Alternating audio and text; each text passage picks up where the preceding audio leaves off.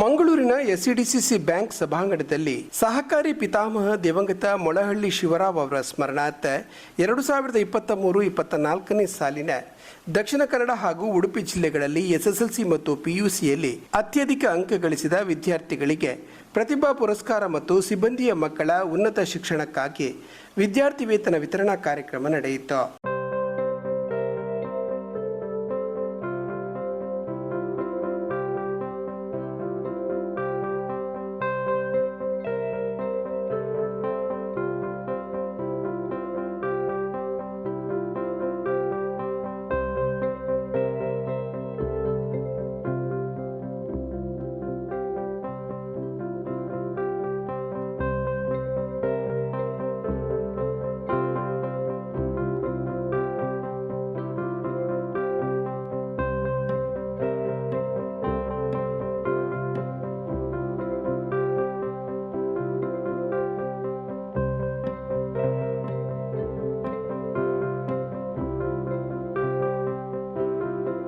Guinness ದಾಖಲೆ ಮಾಡಿರುವ ಯೋಗಪಟು ತನುಶ್ರೀ ಪಿತ್ರೋಡಿ ಅವರಿಂದ ಸಭಾ ಕಾರ್ಯಕ್ರಮಕ್ಕಿಂತ ಮುಂಚಿತವಾಗಿ ಯೋಗ ಪ್ರದರ್ಶನ ಏರ್ಪಡಿಸಲಾಗಿತ್ತು.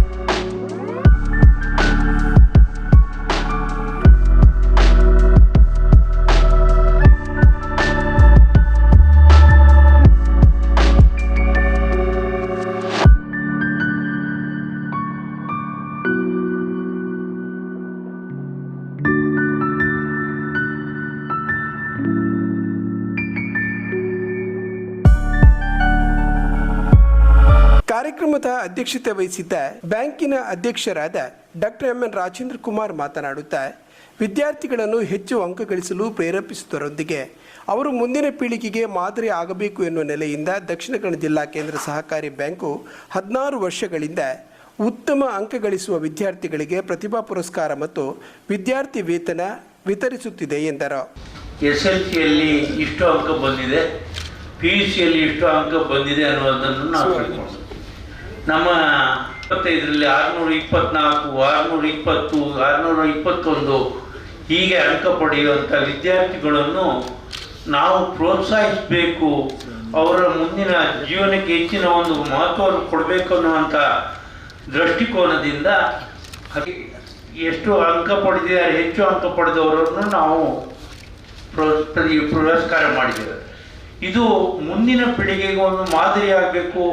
ಎಲ್ಲ ವಿದ್ಯಾರ್ಥಿಗಳು ಹೆಚ್ಚು ಪ್ರತಿಭೆಯನ್ನು ಪಡ್ಕೊಂಡು ಹೆಚ್ಚು ಅಂಕಗಳನ್ನು ಪಡೆದಾಗ ನಮಗೂ ಕೂಡ ಇಂಥ ಒಂದು ಪುರಸ್ಕಾರ ಸಿಗ್ತದೆ ಅನ್ನುವಂಥ ಮನಸ್ಸಿನಿಂದ ಇನ್ನಷ್ಟು ವಿದ್ಯಾರ್ಥಿಗಳು ಹೆಚ್ಚು ಕಲಿಯುವಂತಾಗಲಿ ಅನ್ನುವಂಥ ದೃಷ್ಟಿಕೋನದಿಂದ ನಾವು ಈ ಪ್ರತಿಭಾ ಪುರಸ್ಕಾರವನ್ನು ಪ್ರಾರಂಭ ಮಾಡಿದ್ದೇವೆ.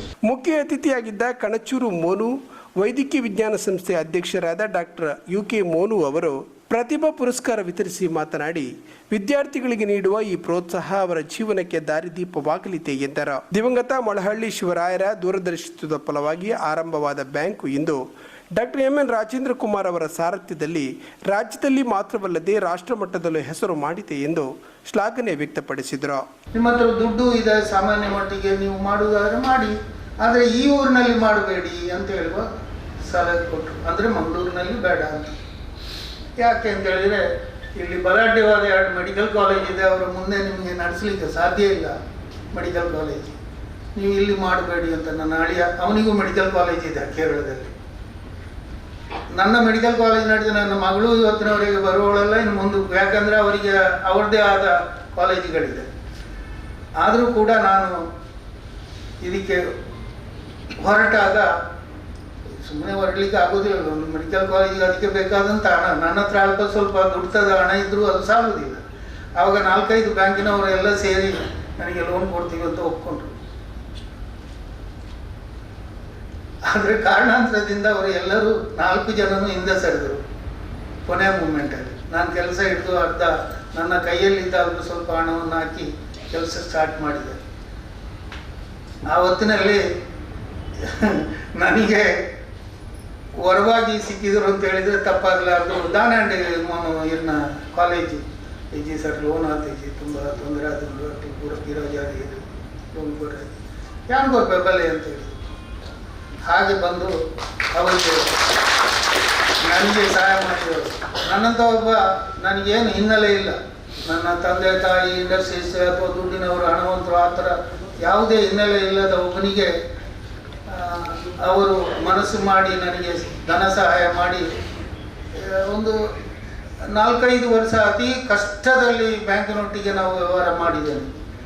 ಅತಿ ಕಷ್ಟ ಅಂತ ಹೇಳಿದರೆ ಆ ಸಮಯದಲ್ಲೂ ಕೂಡ ನನ್ನನ್ನು ಏನು ಹೇಳ್ತೀರಿ, ಒಂದು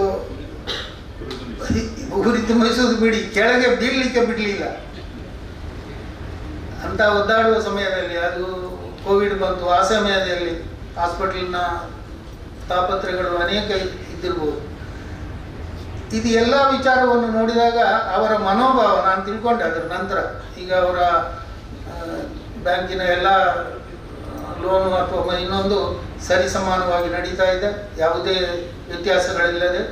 ಆದರೆ ಅವರ ಮನೋಭಾವ ಬಾಕಿದ್ದವ್ರ ಹತ್ರ ಮಾತಾಡೋದು, ಈ ದೇಶ, ಈ ಗ್ರಾಮ, ಈ ಹಳ್ಳಿ, ಅವರ ಕೈಗಾರಿಕೆಗಳು ಅಂತ ಹೇಳುವುದು ಎರಡನೇ. ಆದರೆ ಮೊದಲು ಕೃಷಿ, ಈ ದೇಶದ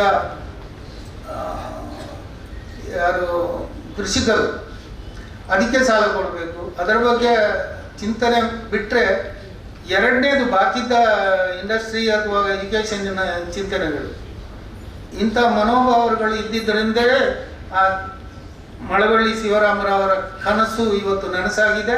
ಈ ಮಕ್ಕಳಿಗೂ ಕೂಡ ಇಂಥ ಸೌಲಭ್ಯವನ್ನು ಒದಗಿಸಿಕೊಡುವುದು, ಪ್ರೋತ್ಸಾಹವನ್ನು ಹೇಳುವುದು, ಇದು ಅವರ ಒಂದು ಜೀವನದ ಅತಿ ದೊಡ್ಡ ಸಾಧನೆ ಅಂತ ಹೇಳುವುದಕ್ಕೆ ಆ ಮಳವಳ್ಳಿ ಶಿವರಾಮರವರು ಹಾಕಿಕೊಟ್ಟ ಆ ಒಂದು ಮಾರ್ಗದರ್ಶನ, ಆ ಒಂದು ಈ ಥರ ಉದಾತ್ತವಾದ ಈ ಬ್ಯಾಂಕಿನ ನಿಯತ್ತುಗಳಿಗೆ ಅವರೇ ಅದಕ್ಕೆ ಇವತ್ತಿನ ಕಾಲದಲ್ಲಿ ಅನೇಕ ಸಂಸ್ಥೆಗಳು ಏನೇನಾಗಿವೆ ಅಂತ ನಿಮಗೆಲ್ಲ ಗೊತ್ತಿದೆ. ಅದಂಥದ್ರಲ್ಲೂ ಅತ್ಯಂತ ಸಾಲಿಡ್ ಆಗಿ, ಅತ್ಯಂತ ಶ್ರೀಮಂತಿಕೆಯಾಗಿ ಈ ದೇಶದ ಬ್ಯಾಂಕ್ಗಳಲ್ಲಿ ಒಂದು ಬ್ಯಾಂಕ್ ಆಗಿ ದಕ್ಷಿಣ ಕನ್ನಡ ಜಿಲ್ಲೆಯ ಈ ಬ್ಯಾಂಕನ್ನು ಮುಂದುಕೊಂಡು ಒಯ್ಯುವುದರಲ್ಲಿ ಅವರ ಪಾತ್ರ ಏನು ಅಂತೇಳಿ ನೀವೆಲ್ಲರೂ ಒಂದು ನಿಮಿಷ ಯೋಚನೆ ಮಾಡಿ ಅವರಿಗೆ ಶುಭ ಹಾರೈಸಿ ಅಂತೇಳಿ ನನ್ನ ಮಾತನ್ನು ಮುಗಿಸ್ತೇನೆ. ಜೈ ಹಿಂದ್. ಉಪಾಧ್ಯಕ್ಷರಾದ ವಿನಯ್ ಕುಮಾರ್ ಸೂರಿಂಜೆ, ನಿರ್ದೇಶಕರಾದ Bhaskar Kotian, M Vadiraja Shetty, Raju Poojary, S B Jayaram Rai, Monappa Shetty Yakkaru, M Mahesh Hegde, B Ashok Kumar Shetty, Jairaj, Kushalappa Gowda, Sadashiva Ullal, ಸ್ಕ್ಯಾಟ್ಸ್ ಅಧ್ಯಕ್ಷರಾದ ರವೀಂದ್ರ ಕಂಬಳಿ ಉಪಸ್ಥಿತರಿದ್ದರು. ನಿರ್ದೇಶಕರಾದ ಶಶಿಕುಮಾರ್ ರೈ ಬಿ ಸ್ವಾಗತಿಸಿದರು. ಮುಖ್ಯ ಕಾರ್ಯನಿರ್ವಹಣಾಧಿಕಾರಿ ಗೋಪಾಲಕೃಷ್ಣ ಭಟ್ ಕಾರ್ಯಕ್ರಮ ನಿರೂಪಿಸಿದರು. ವಂದನಾರ್ಪಣೆಗೈದರು.